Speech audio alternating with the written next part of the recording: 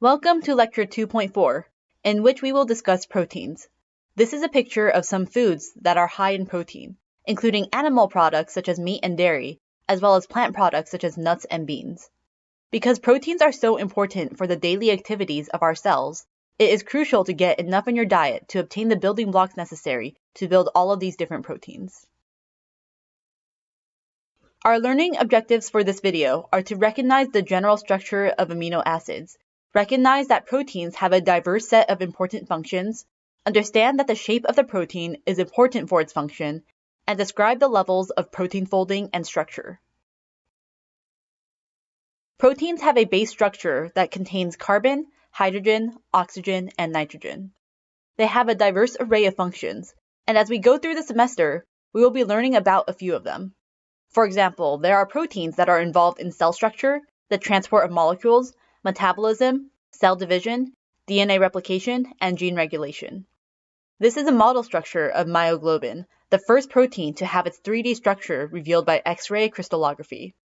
Its role is to bind to iron and oxygen, primarily in muscle cells. The monomer form of proteins, also known as the building blocks, are called amino acids. Amino acids can combine to form the polymer polypeptides, and in some cases, multiple polypeptides come together to form a protein. Let's go over amino acids first. All amino acids share the same basic structure. They always feature a carbon that is bonded to a hydrogen, an amine group that is shown in blue in this image, a carboxylic acid group that is shown in red in this image, and a side chain that is represented by R in purple here. The side chain is ultimately what determines the chemical nature of an amino acid. For example, we can have alanine, in which the side chain is a non-polar methyl group that's just hydrogen and carbons, or serine, in which the side chain contains a polar hydroxyl group. It is also possible to have charged amino acids, such as arginine, which is usually positively charged, and aspartate, which is usually negatively charged. This is an image of 20 amino acids that are important for humans. They are color-coded with charged groups in light purple on the top left, polar groups in purple on the top right, nonpolar groups in green on the bottom right, and special cases in yellow on the bottom left. This is mostly for your information, and I am not expecting you to memorize these. However, I would like for you to be able to recognize them once we get to the protein lecture.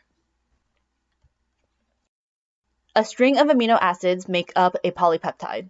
Some proteins are made of multiple polypeptides, and in these cases, the polypeptides are referred to as subunits.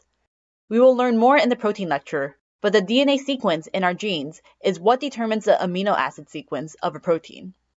The amino acid sequence itself then determines how the protein is shaped, which affects the function of the protein.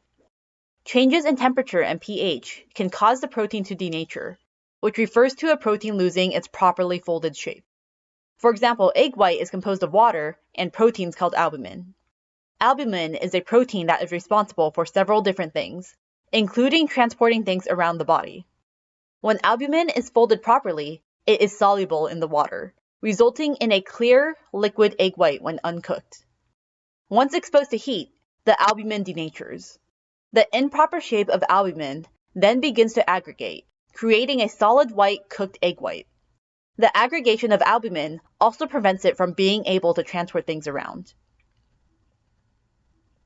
Like carbohydrates and nucleic acids, amino acids are joined together by a covalent bond. Specifically, we would refer to this as a peptide bond. The bond is created between the carbon in the carboxyl of the first amino acid and the nitrogen in the amine of the second amino acid. Here is an example with two generic amino acids. I have the OH group on the first amino acid and the H on the second amino acid bolded here to show that they will be leaving the molecules as water. Once combined, the carbon is bonded to the nitrogen and water is produced. Now let's talk about the levels of protein structure. The first level is the primary structure, which is just the amino acid sequence. This is ultimately determined by the DNA sequence, which again we will discuss in more detail in a future lecture. You can see in the image that the amino acids are represented by little circles and that there is no particular structure yet. The second level is a secondary structure.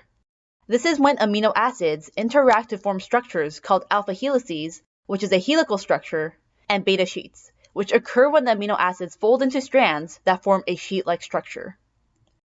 The secondary structure is determined by how amino acids that are right next to each other in the sequence interact and form hydrogen bonds. The third level is a tertiary structure.